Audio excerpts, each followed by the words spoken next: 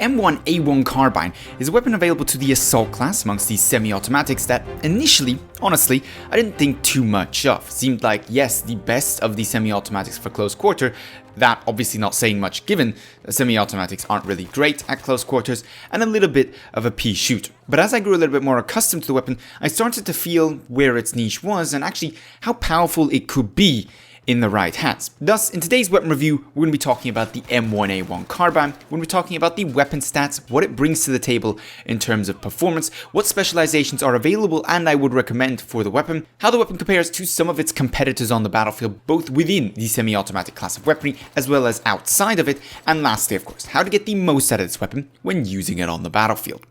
We start off then with the stats. The M1A1 Carbine has a maximum damage of 30 and a minimum damage of 22, guaranteeing it a 4-shot kill in close quarters, for a matter of fact, all the way out until medium range, and a 5-shot kill at longer ranges. Your damage drop off here starts off at 30, obviously given its max damage, drops off to 25 by the time you reach 50 meters, at which point you lose that aforementioned 4-shot kill, and at 75 meters eventually sits at 22. The important point here is before 50 meters you have a 4-shot kill, after 50 meters you have a 5-shot kill.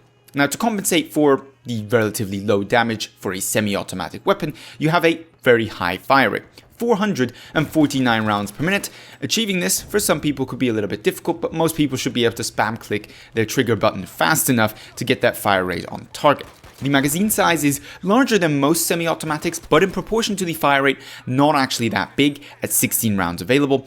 On the other hand, the reload times are actually quite good. It comes essentially standard equipped with a proper magazine. You don't have to put individual bullets back into the gun after you fired them, and thus at 2 seconds for the short reload, that's when 1 or more bullets are left in the chamber or magazine, and 3.05 seconds for the long reload if you shot through all your bullets. This weapon isn't too difficult to get reloaded after 1 or 2 kills, and thus you usually don't run into too many difficulties when it comes to mag capacity. When it comes to recoil, this weapon is pretty decent with 0.6 vertical with an addition of 0.023 on each consecutive shot. If you don't know how recoil works in Battlefield 5 in terms of vertical recoil, an initial guide to it, essentially you have an initial recoil value that is applied every single shot, but each shot that value may change by the second recoil modifier, and that can either be an increase to recoil or a decrease. Thus, the second shot fired with this weapon won't have 0.6 degrees of recoil as the first did, but instead 0.623. The shot consecutively, an additional 0.23 more, meaning of course that you then sit at 0.646. In terms of horizontal recoil, this weapon, much like most of the semi-automatics, for a matter of fact, all of the ones I have looked at, has 0 recoil. There is no horizontal recoil, meaning that there is no added inaccuracy to this weapon from the recoil mechanics of the game. What you do have, however, to consider with these semi-automatic weapons is, of course, muzzle velocity, given that it is a little bit more important with these weapons. At 610 meters, it's not exactly super fast, and that's no surprise, given that this weapon specializes in a more aggressive medium-range combat, whereas most of the semi-automatics focus more on medium to medium-long range, especially when compared to the M1A1 Carbine's abilities. In terms of spread then, you've got 0.1 base spread, that's aiming down sight while not moving, 0.3 while moving and aiming down sight simultaneously, and a relatively poor hipfire value, no surprise given that this is a semi-automatic, at 4.5 when hipfiring, standing and moving simultaneously.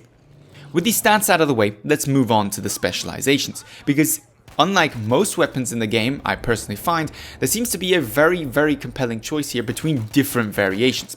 My personal preference, or the one I have gone for so far, is an upgrade to its vertical recoil, then over to the improved accuracy while moving, as well as 60% faster movement while ADS, because I do tend to AD spam with this weapon almost always, and then to round things off, in case I do get surprised by enemies, an enhanced grip for better hipfire. Now, going for quick aim instead of vertical recoil, as well as an extended mag, or even the 10% faster bullet for the better muzzle velocity, are all attractive options. So I'd love to know down below in the comments what your preferred choices are when it comes to the specializations on the M1A1 Carbine, as I don't think there's only 1 or even 2 ways to run this weapon successfully and to its fullest potential.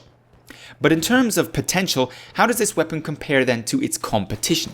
Because of course it is a little bit of a Peashooter, and the rest of the semi-automatics aren't exactly known for having low damage. Actually, very much the opposite, and the automatic weapons in terms of the assault rifles in Battlefield 5 aren't exactly lackluster either. Well, in terms of damage output, something like the Turner SMLE on base value will easily be able to outdamage this weapon. That's simply down to the fact that you start with a 4-shot kill, and despite your higher fire rate, you're not able to make up for it in that sense. For a matter of fact, the Turner SMLE will outdamage the M1A1 Carbine at any ranges. What this doesn't consider, of course, is headshots. Because at a 4-shot kill, up until 50 meters, double doming somebody on the M1A1 Carbine means you're halving your time to kill. Whereas with a weapon such as the Turner or Gewehr 43, double doming somebody is no more effective than shooting them once in the body and once in the head. You still end up with 2 rounds, which means you are then comparing an M1A1 Carbine that's shooting a 2-shot kill at 449 rounds per minute versus a Turner SMLE, which at a much lower fire rate also requires 2 shots, independent of whether they double dome somebody or whether they hit them in the body and then the head. Of course, that is easier to achieve, but it should be noted, for those who can go for headshots, the M1A1 Carbine has a huge amount of potential to be an absolute disastrously effective weapon at really any range. Nevertheless, the Turner SMLE isn't the only weapon out there that beats it, but the M1A1 Carbine is actually capable of beating some weapons without taking into account headshots as well. If you look at something like the Riberol, the recently introduced Battlefield V assault rifle, you find that the M1A1 Carbine actually outdamages it at any range but within 10 meters, where of course the Riberol has its beautiful 4-shot kill, as all assault rifles, SMGs and LMGs do in Battlefield 5. So that's a lesson, given that the M1 Carbine easily is capable of engaging targets at the equally far distances that something like a Riberol would. Then again, so is a Turner, but a Turner is a little bit more tricky to use in close quarters. That's another point I'd actually like to make. While its damage is lower, it is more consistent because of its high fire rate. You miss one shot with an M1A1 Carbine, the consequences aren't too dire. If you miss a shot with a Turner SMLE, or even worse, with something like a Gewehr 43 or Selbstlader 1916, the consequences in terms of your time to kill are much more severe, because the time it takes to place that additional shot that you now need is so much higher because of the lower fire rate.